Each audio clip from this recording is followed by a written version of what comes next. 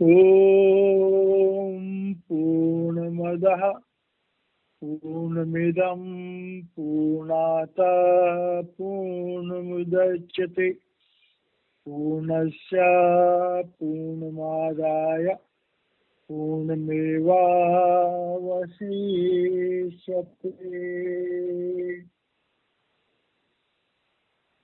अखण्डमण्डलाकारं व्याप्तं येन चराचरं तत्पदं दर्शितं येन वन्दे श्रीगुरुवे नमः।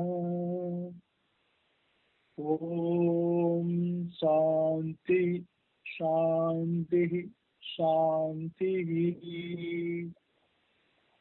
अष्टावक्र गीता 15वां अध्याय। आज हम 16वां सूत्र ले रहे हैं। अष्टावक्र जी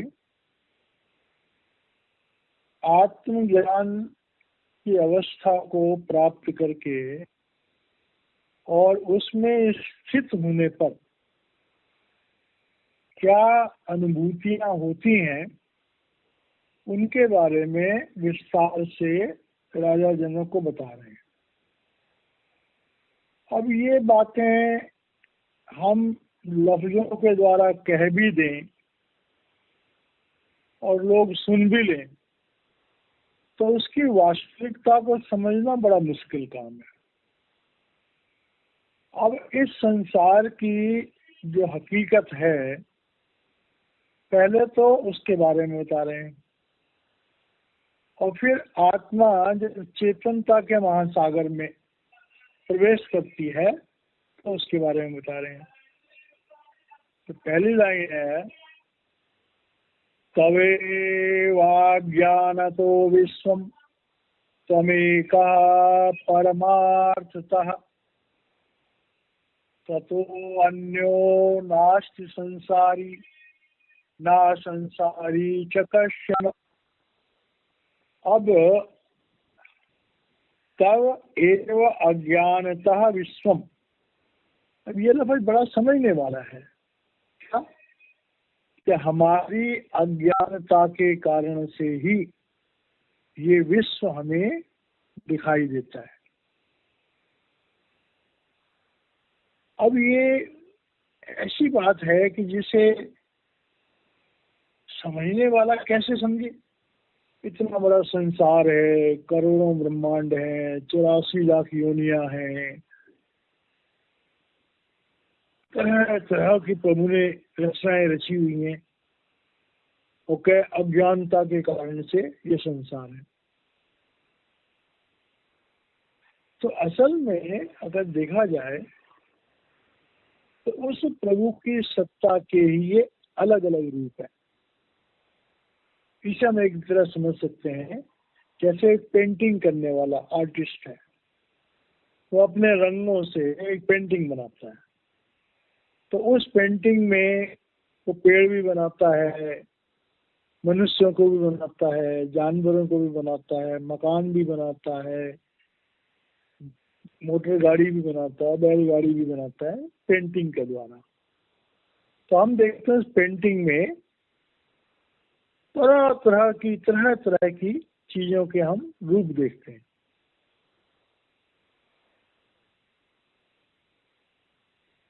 लेकिन असल में वो सारी पेंटिंग तो उन रंगों का कमाल है। उन रंगों से वो रूप बनाए गए हैं और पहली बार देखने से हमें वो अलग अलग नजर आते हैं। लेकिन जब हम दिमाग पर जोर डालें तो देखें उसी रंग से उन्होंने मकान बनाया है, उसी मकान रंग से हाथी बनाया है, उसी रंग से पेड़ बनाया है, उसी रंग से सब कुछ बनाया। तो इसी तरह से प्रभु की जो चेतन सत्ता है उस चेतन सत्ता के साथ ये जो 5 भूत हैं, पृथ्वी तत्व, जल तत्व, अग्नि तत्व, वायु तत्व, इनके साथ मिल करके और ये रचना की गई है।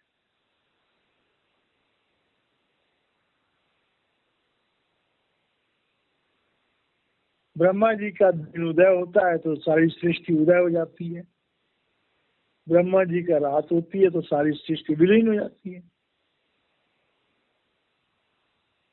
तो इस राज को महसूस करने वाली बात है। इस बात से हम नकार नहीं सकते हैं कि इस पिंड के देश में अनेक रूपता है। थोड़ा बहुत उन भाई बहनों को समझ में आ जाएगा जो इस पिंड के देश से अंदर सूक्ष्म देश में जिनकी आत्मा प्रवेश करती है और वहां का नजारा देखती है, जहां सब कुछ ज्योति और शब्द और प्रकाश से बना हुआ है। उसके बाद ब्रह्म के देश में और क्लियरिटी आ जाती है। त्वमेकम परमार्थतः, कह रहे हैं कि भाई वास्तव में तो तुम एक चेतन आत्मा हो। अब इसके दो मतलब हैं। एक मतलब तो हमें जो भासता है, जो दिखाई देता है, और दूसरा मतलब यह है कि जिससे हमारा मतलब ही नहीं है। जैसे एक वो शेर है कि पलट के आई मनाजिर से हर नजर तन्हा, रहा जहां ने तमाशा में दीदावर तन्हा। आत्मज्ञानी संसार को देखता हुआ भी संसार के संस्कारों को अपने अंदर नहीं लेता है, उसके ऊपर कोई एक्शन रिएक्शन नहीं होता है। तो ऐसे ही कह रहे हैं कि जनक, अब तुम इस स्थिति को समझ लो कि ये जो दृष्टिगोचर संसार है ये माया है, भूल है। तुम चेतनात्मा हो, और तुम जो चेतनात्मा हो, तुम्हारा अस्तित्व इन तीन लोकों में, यहाँ तक कि प्रब्रह्म में, जो प्रभु से अलग है। ये तुम इंडिविजुअल हो, मतलब तुम्हें अपनी आत्मा को गुरु कृपा से पिंड से अन्न, अन्न से ब्रह्म, ब्रह्म से प्रब्रह्म, और प्रब्रह्म से जाकर के प्रभु में लीन होना है। अतः अन्नो नास्ति संसारी, और संसार में दूसरी चीजें जो दिखाई दे रही हैं उनसे तुम्हारा कोई मतलब भी नहीं है। अब इस लफ्ज को जरा ध्यान से समझना पड़ेगा कि त्वत् अन्नो न संसारी, कि तुम्हारे अलावा कोई संसारी नहीं है। अब संसारी मतलब भौतिक, मतलब तुम्हें ये सोचना होगा इस भौतिक संसार से तुम्हारा कोई मतलब नहीं है। और न असंसारी च कश्चन, और वो परमात्मा जिस अल्टीमेट गोल है हमारा, वो इस भौतिक संसार में है ही नहीं। तुम इस भौतिक संसार के हिस्सा नहीं हो, और जिसके तुम हिस्से हो वो इस भौतिक संसार में नहीं है। ये बड़ा साइकोलॉजिकल सा ये एक्सप्लेनेशन है, तो इसको हमें समझना होगा। लेकिन वो कब समझेंगे कि जब आत्मा में परिपूर्ण तरीके से, आत्मा परिपूर्ण तरीके से उजागर हो जाएगी। अगर इसके एग्जाम्पल को देखना हो तो किसी सच्चे सदगुरु के नजदीक जाकर देखो, वो हमेशा स्वयं में लीन तुम्हें दिखाई देगा। सारे संसार के सारे काम करते हुए भी जो महापुरुष होते हैं वो स्वयं में लीन होते हैं।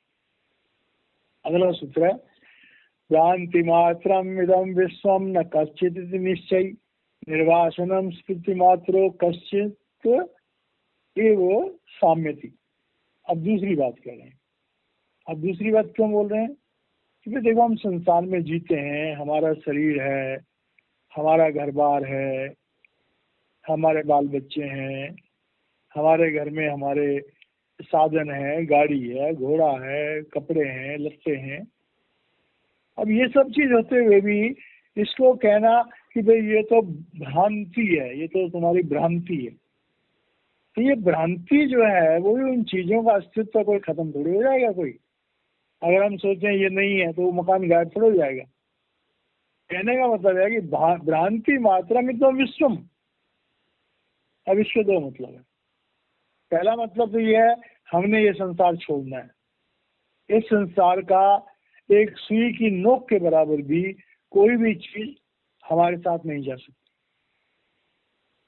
ये संसार हमें छोड़ना है, ये शरीर हमें छोड़ना है, ये देश हमें छोड़ना है। ये देश हमारा देश नहीं है। ये संकल्प, ये देश हमारा देश नहीं है, ये बहुत बड़ी इंपॉर्टेंट बात है। और कह रहा है कि ये भी क्या करना, इति निश्चयी, इसको निश्चय करो। और जब हम दुखी होते हैं तो कहते हैं हे परमात्मा उठा ले, या कहते हैं अरे अच्छा हो कि हम मर जाए। अपने बोलने से थोड़े होगा कोई। क्षणिक मात्र के लिए हमें जो कंडीशनल वैराग्य पैदा होता है कि भाई ये प्रॉब्लम आ गई इसलिए हमें वैराग्य पैदा हो गया, वो नहीं। कह रहे हैं वैराग्य का निश्चित होना चाहिए मन में। और वो तभी होगा जब हमारे अंतःकरण में आत्मा की ज्योति बड़ी जोर से जलेगी। निर्वासनम, ये कंडीशन है कि हमारी वासनाएं खत्म हो जानी चाहिए। काम क्रोध लोभ मोह अहंकार की जो हमारी वासनाएं हैं वो खत्म हो जानी चाहिए। और उसके बाद क्या है कि स्फूर्ति मात्रो, स्फूर्ति मात्र का मतलब कि हमारे अंदर जो कामनाएं उठती भी हैं वो तुरंत नाश हो जानी चाहिए। न कश्चित, वो साम्य थी। जब तुम अपने अंदर उठने वाले संकल्प और विकल्प को, वासनाएं संकल्प और विकल्प के माध्यम से उठती, और वो जो संकल्प और विकल्प के द्वारा जो हमारे दिल में भावनाएं उठती हैं, अगर हमारी आत्म शक्ति बहुत मजबूत है तो भावनाएं वहीं की वहीं दब जाती हैं। तो कह रहा है ये जो हमारा कैरेक्टर है इस तरह का होना चाहिए। हमारे अंदर जो चेतन सत्ता है वो जागृत जब हो जाएगी तो मन की हर दुष्टता को आत्मा अपने आप टैकल कर लेगी। अभी हमारी आत्मा मूर्छित है, हमारा मन जागृत है, इसलिए हमारी इंद्रियां बलवान है, हमारी वासनाएं प्रबल है। लेकिन जैसे आत्म जागृति आती है तो मन कमजोर हो जाता है। आत्म जागृति होते ही, जैसे एक राजा है या कोई मालिक है, मालिक सोया हुआ है गहरी नींद में या कोमा में है, तो नौकर तो मालिक बन गया, उल्टा सीधा करेगा। अगर नौकर मालिक जाग गया तो नौकर की हिम्मत है कि मालिक के सामने बिना पूछे कुछ करे। तो कह रहे हैं अपने मन को अपना नौकर बनाओ। तुम्हारी ऐसी अवस्था हो जानी चाहिए, ये नहीं कि सोचना पड़े उसके लिए, ऑटोमेटिकली ऐसा होना चाहिए। तो ऐसा जीवन होगा तब तुम जो है अपने मन के द्वारा जो परेशानियां खड़ी होती हैं उनसे बचोगे। अब आगे कह रहे हैं एक एव वाम बोधो आशीता अस्ति भविष्यति न ते बंधो अस्ति मोक्षो वा कृत्या सुखम चरा। अब देखिए, अब ये बात समझने वाली है। जैसे एक बहुत बड़ा मेला हो, हम उस मेले में खड़े हैं और हमारा वहां पर कोई परिचित नहीं है, तो उस मेले में हम अकेले हैं, हजारों की भीड़ में हम अकेले हैं, हम किसी को जानते नहीं, हमारा किसी से कोई लिंक है नहीं। तो जैसे एक मेले में एक इंसान अकेला खड़ा है, या यूं कहो कि किसी समुद्र में हम सफर कर रहे हैं और हमारी कश्ती जो है अकेली है, उस कश्ती पे हम अकेले बैठे, तो हम क्या करेंगे, भगवान से बड़ी प्रार्थना करेंगे, हे प्रभु किनारे लगा, हे प्रभु किनारे लगा, हे प्रभु किनारे लगा। फिर एक एव माम बोधो आशिता अस्ति भविष्यति। तुम इस संसार सागर रूपी ये जो भवसागर है, इसमें ए जनक तुम्हारी आत्मा अकेली है। क्यों कि तुम्हें अपनी आत्मा को अगर मोक्ष दिलाना है तो वहां पर कोई तुम्हारा साथ दे नहीं सकता। कोई इंसान किसी दूसरे इंसान की आत्म जागृति में कोई साथ नहीं दे सकता। आत्मा का साथ सिर्फ गुरु का दिव्य स्वरूप ही आत्मा के साथ जा सकता है। जब हम अपने आप को अकेला महसूस करते हैं गुरुदेव का एक शेर है कि बजुज साकी मरा यारे न बासद, बजुज इसकस मरा कार्य न बासद, कि मेरे गुरु के सिवाय, मेरे सदगुरु के सिवाय मेरा कोई मित्र नहीं, और उन्हें प्यार करने, उन्हें याद करने के सिवाय मेरा कोई काम नहीं है। तो कह रहे हैं क्योंकि जनक का तो भाई बहुत बड़ा राजपाट है, तो उसे ये बता रहे हैं कि तू इस राजपाट को अपना मत समझ, तू अकेला है इस भवसागर में, अकेला है, तुझे अकेला ही इस भवसागर को पार करना है। भक्ति जो है वो अकेले होती है। भागवत में आता है कि सुखम अस्ति मुनीर एकांत जीवन, अगर संसार में कोई सचमुच में सुखी है तो वही है जो एकांत में रहता है। एकांत का मतलब घर में खाली कमरे में बंद होना नहीं, जो अपने में स्थित रहता है, इन संसार के पचड़ों से दूर रहता है।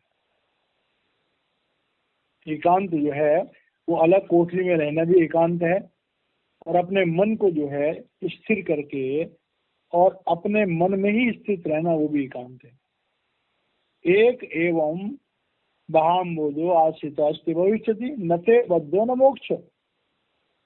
अब तेरी अवस्था ऐसे है कि न इस संसार में तू किसी चीज से जुड़ा हुआ है, और अभी न तुझे मोक्ष मिला, क्योंकि जब तक हमारे प्रारब्ध कर्म है, जब तक हमारा जीवन है, हमारा शरीर है, तब तक मोक्ष तो नहीं हो सकता।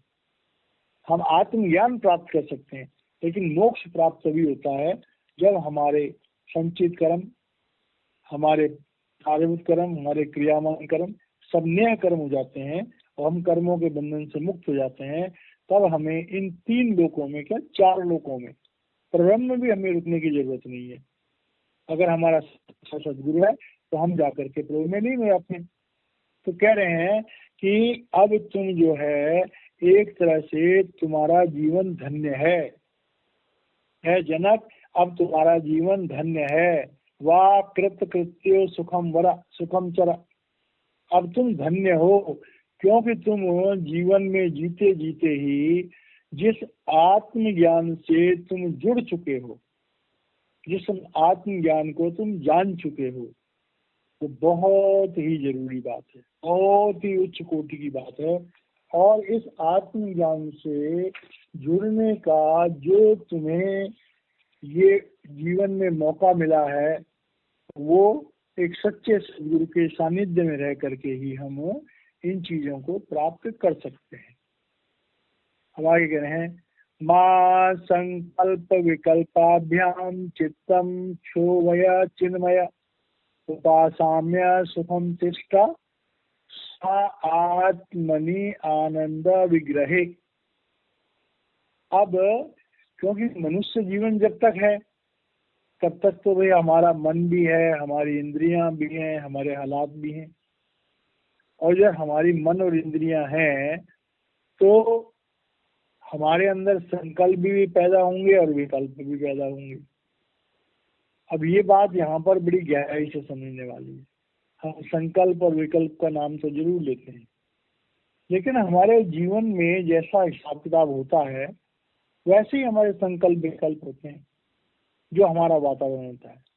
लेडीज होती हैं, उनको घर के गृहस्थी के काम ज्यादातर के, जो लेडीज घर गृहस्थी के कामों को देखती हैं तो उनके संकल्प और विकल्प क्या होते हैं कि सुबह क्या खाना बनाना है, शाम को क्या खाना बनाना है, घर की सफाई करनी है, कपड़े धुलवाने हैं, राशन भरना है, मेहमानों ने आना है, तो उसके संकल्प विकल्प उसी बात के होते हैं।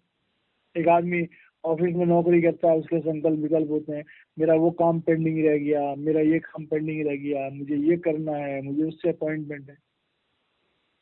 तो संकल्प और विकल्प जो है अक्सर हमारे वातावरण के अनुकूल ही होते हैं।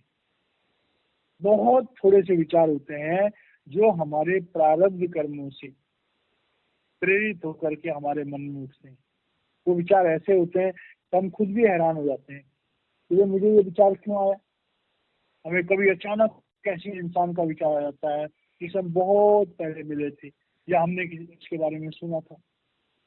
तो कह रहे हैं कि मां संकल्प विकल्पाभ्याम चित्तम क्षोभय चिन्मय। संकल्प और विकल्प क्या होते हैं? कि जैसे हमारे अंदर विचार पैदा होते हैं, हम उन विचारों को अपनी बुद्धि के पास भेजते हैं। जो साधारण इंसान है वो बुद्धि के पास भेजता है, बुद्धि उसको प्रोसेस करता है, बुद्धि निर्णय लेती है कि इसको क्या करना है। अगर उसमें आगे बढ़ना है तो हमारी ज्ञान इंद्रियां जो है उसके उस रस को, उसकी उस अनुभूति को रिमेम्बर करती हैं, और जब हमारे अंदर अनुभूति पैदा होती है तो उसके बाद कर्म इंद्रियां जो है वो उसका असर होता है। हमें कभी किसी की याद आती है तो हम रो पड़ते हैं, किसी घटना की याद आती है हम गुस्सा कर बैठते हैं। तो अब अष्टावक्र जी कह रहे हैं जनक को कि जनक, ऐसा कोई इंसान नहीं है जिसके अंदर संकल्प और विकल्प उठते ना हो, और ये संकल्प और विकल्प जो है हमारे अंतःकरण पर असर डालते हैं, चित्तम, और अंतःकरण पर असर डालते तो क्षोभया क्षुब्ध चिन्मय, और हम क्षुब्ध रहते हैं। तो हमारे संकल्प और विकल्पों के द्वारा हमारा जीवन ज्यादा प्रेरित होता है। तो कह रहे हैं संकल्प और विकल्पों के द्वारा उठने वाली जो तेरे हृदय में भावना रूपी लहरें हैं, उससे तुम प्रभावित मत हो। क्यों? कि तुम चिन्मय हो, तुम आत्मा हो, प्रकाशित आत्मा हो। अब ये बात बोलने में जितनी आसान लग रही है, व्यक्तिगत जीवन में इतनी आसान नहीं है। तो इसे क्या करना होगा?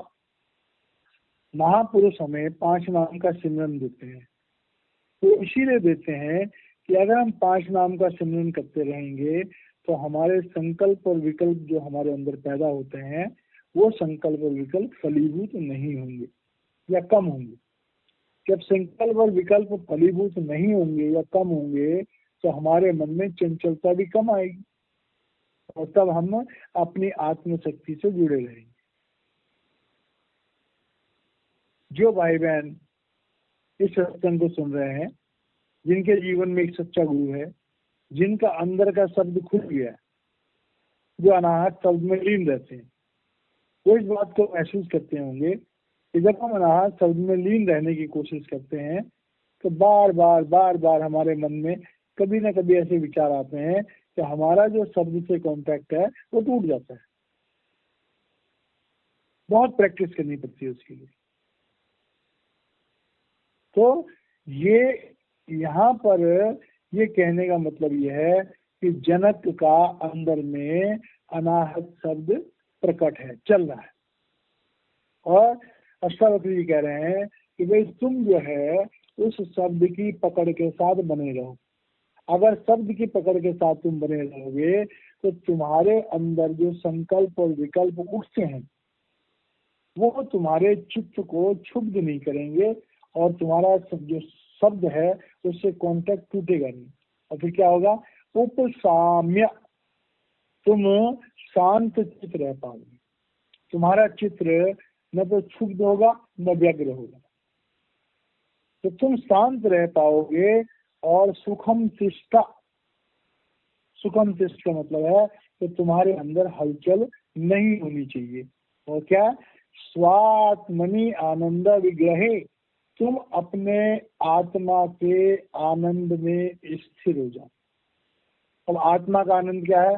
आत्मा का आनंद है हमारे अंदर में अपने आप बजने वाला वो शब्द, हमारे अंदर जो आरती है, जिसके बारे में आता है कि बिना बजाए निस्दिन बाजे, घंटा शंख नगाड़ा रे, और बिना भूमि के महल बना है, तामे ज्योति उजारी रे, और अंधा देख देख सुख पावे, बात बतावे सारी।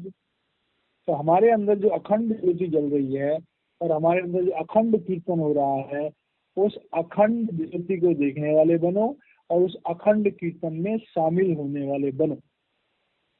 जब तक हम उस अखंड कीर्तन में शामिल होने वाले नहीं बनेंगे तब तक मन की वृत्तियों पर हमारी पूरी तरह से अंकुश नहीं लगेगा, और मन हमें बार बार हमें उस चेतनता से, उस शब्द से अलग करने का प्रयास करेगा। अब कह रहे हैं जैव ध्यानम सर्वत्र मा कश्चित हृदय धारय धारय आत्मा त्वं मुक्तः एवासी किम विमृश्य करिष्यसि। अब और एक स्टेप क्या कहते हैं, त्यज एव ध्यानम सर्वत्र। अब कह रहे हैं कि हमारा जो ध्यान है, हमारी आत्मा का जो बाहरी रूप है ध्यान, तो ध्यान क्या है, कहीं टिकता नहीं है। साधारण तौर से हमारा ध्यान इधर इधर इधर इधर चलता रहता है। तो हमारा जो ध्यान है वो अलग अलग जगहों पर नहीं जाना चाहिए। और वो कब होता है, जब हमारे जीवन में एक बहुत गहरा डिसिप्लिन, की बात बड़ी समझने वाली है, हमारे जीवन में बड़ा गहरा डिसिप्लिन होता है। और डिसिप्लिन किस चीज का, सोने का डिसिप्लिन, खाने का डिसिप्लिन, उठने का डिसिप्लिन, बैठने का डिसिप्लिन। हमारे जीवन में जैसे भोजन है, भोजन का डिसिप्लिन होना चाहिए कि हमने इतने बजे खाना खाना है और इतने बजे खाना खाना है। ये तो हम क्या देखते हैं, दिन भर कभी हर 2 घंटे के बाद में कभी हम ये खा रहे हैं, कभी वो खा रहे हैं, कभी वो खा रहे हैं, कभी वो खा रहे हैं। बड़े कम लोग होंगे जिनका नियम है। कई लोग तो उनका नियम होता है कि सुबह 9 साढ़े 9 बजे खा लो, उसके बाद शाम को 5 साढ़े 5 बजे खा लो, उसके अलावा दिन में कुछ नहीं खाना। कई लोग तो बीच में पानी तक नहीं पीते। इससे क्या होता है कि हमारे अंदर में भोजन हमारे पेट में जाता है, तो भोजन पचाने के लिए हमारे ब्लड को पेट के पास जाना पड़ता है, और हमारा ब्लड जो है हमारे मस्तिष्क में कम हो जाता है। तो जब मस्तिष्क में ब्लड कम होता है तो हमारे अंदर जो ठहराव है वो विचलित हो जाता है, तभी हमें नींद आती है, आलस आता है। तो कह रहे हैं कि अपने ध्यान को एक समय में एक ही जगह रखो। त्यज एव ध्यानम सर्वत्र। ध्यान को एक बार में चारों तरफ मत जाने दो। माँ कश्चित हृदय धारय, और अपने हृदय में किसी भी भावना को मत बैठने दो। मतलब हृदय को खाली रखो। काम क्रोध लोभ अहंकार की भावनाएं जो है उसको ज्यादा देर हृदय में ठहरने मत दो। अब होता क्या है, लोग दीवाने होते हैं दुनिया के, जिस चीज को वो चाहते हैं वो चीज उनके हृदय पर बहुत बड़ा असर करती है, बार बार उसकी याद आती है। चाहे वो कोई संपत्ति हो, चाहे वो कोई और चीज हो, चाहे वो इंसान हो, चाहे गाड़ी हो, चाहे मकान हो, चाहे कुछ हो, जिस चीज को हम बहुत ज्यादा प्यार करते हैं वो चीज बार बार हमारे हृदय में जो है, हमारे अंतःकरण में उत्पन्न होती है। तो कह रहे हैं कि संसार में किसी चीज से इतनी आसक्ति मत रखो कि जो बार बार तुम्हारे हृदय में जो है उसके बारे में ख्याल आते रहे। तो कह रहे हैं कि आत्मा त्वम मुक्तः, भाई तुम तो एक आत्मा हो और तुम मुक्त हो। आत्मा हो और मुक्त हो, ये बहुत समझने वाली बात। आत्मा हो ये तो बिल्कुल सच्ची बात है, लेकिन मुक्त हो का मतलब होता है कि जब हम अपने तीनों शरीरों को उतार करके, पिंडी शरीर, अंडी शरीर और ब्रह्मंडी शरीर, इनको उतार करके प्रब्रह्म के देश में प्रकट होते हों, तभी हमें मुक्ति की स्थिति मिलती है। मोक्ष नहीं मिलता, मुक्ति की स्थिति मिलती है। तो कह रहे हैं कि तुम आत्म तुम मुक्त एवसी। अब तुम्हें पूरी प्रैक्टिस हो गई है, पूरा तुम्हें हुनर मिल गया है कि तुम जब चाहो शरीर से पिंड अंड ब्रह्म को लांग करके प्रब्रह्म के देश में जा सकते हो। ये ताकत तुमको मिल गई है। गुरु कह रहा है, गुरु इकबाल कर रहा है, गुरु कह रहा है, टीचर कहता है कि तुम पास हो गए। तो ऐसे ही यहाँ पर अष्टावक्र जी कह रहे हैं जनक को कि जनक अब तुम एक तरह से पास हो गए। अब तुम्हारे अंदर धीरे धीरे वो क्षमता आ रही है कि तुम पिंड अंड और ब्रह्म को लांग करके प्रब्रह्म के देश में जा सकते हो। ऐसी तुम्हारी अवस्था होगी। किम विमरश्च करिष्यसि। अब इसके बाद तुम्हें किस चीज का विचार करना चाहिए, किस चीज की चिंता करनी चाहिए, कुछ भी नहीं करनी चाहिए। ये क्यों कह रहे हैं, तो जनक एक राजा है, उसके जीवन में परेशानियां खत्म तो नहीं हो गई। तो उनका कहने का क्या मतलब है कि तुम कर्ता मत बनो, राज्य के जो नियम है उन नियमों के मुताबिक चलने दो। अब देखिए इसका दुनिया में एग्जाम्पल होते हैं। बड़ी बड़ी कंपनियां होती हैं, जो अच्छी कंपनियां होती हैं, उनके मालिक नियम बना देते हैं और नियम बना के संतुष्ट हो जाते हैं और सबको हिदायत देते हैं कि नियम पे चलो, और बड़े मस्ती से रहते हैं, चैन से रहते हैं।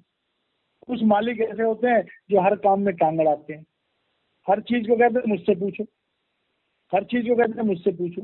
तो ऐसी कंपनियां ज्यादा डेवलप नहीं कर सकती। तो यहाँ पर कह रहे हैं कि अपने जीवन का नियम बना लो, उन नियमों पर चलने का एक सिस्टम बना लो। तुमने त्रिगुणातीत होकर के देख लिया, दुनिया माया है ये भी तुमने देख ली। अब जो तुम्हारा बाकी का समय बचा हुआ है, तुम प्रभु में लीन होकर के, प्रभु का ध्यान करते हुए, प्रभु का समझते हुए इस दुनिया को जियो। और इस दुनिया को जब जी रहे हो तो अच्छे बुरे का कोई ध्यान मत करो, तुम तो प्रभु को समर्पण हो जाए, सारे कर्मों को प्रभु को समर्पित कर दो। तो ये श्लोक जो है, ये जो सूत्र है 20वां, ये हमारी जिंदगी के लिए बड़ा इंपॉर्टेंट है। जो भी भाई बहन इस सत्संग को सुन रहे हैं, आज के इस प्रवचन का जो सार है वो ये है, हमारी जिंदगी में एक गुरु होना चाहिए, सच्चा गुरु होना चाहिए, गुरु के बताए हुए नियमों पर हमें चलना चाहिए। हमारे जीवन में एक नियमावली होनी चाहिए, हमें कितने बजे उठना है, कितने बजे सोना है, कितने बजे खाना खाना है, हर चीज का हमारा नियम होना चाहिए। किन लोगों से बात करनी है, कब हमें स्वाध्याय करना है, हमें अपने शरीर को भोजन देना है, अपने मन को भी भोजन देना चाहिए और अपनी आत्मा को भी भोजन देना चाहिए। जो भाई बहन शरीर, मन और आत्मा तीनों को भोजन देते हैं, वो जिंदगी भर एक तो स्वस्थ रहते हैं और दूसरा उनका जीवन संतोष का बीतता है, और तीसरा जब उनका जीवन अंत होगा तो जरूर उनको मोक्ष मिलेगा। तो इस तरह से जो है अष्टावक्र जी राजा जनक को कह रहे हैं कि तुम्हारा जीवन धन्य है, अब तुम अपने सही रास्ते पे चल रहे हो और इस तरह से इसको चलते रहो। तो इन्हीं शब्दों के साथ मैं वाणी को विराम देता हूँ। आज हमारा ये 15वां अध्याय खत्म हो गया, कल हम 16वां अध्याय लेंगे। जय महाराज जी।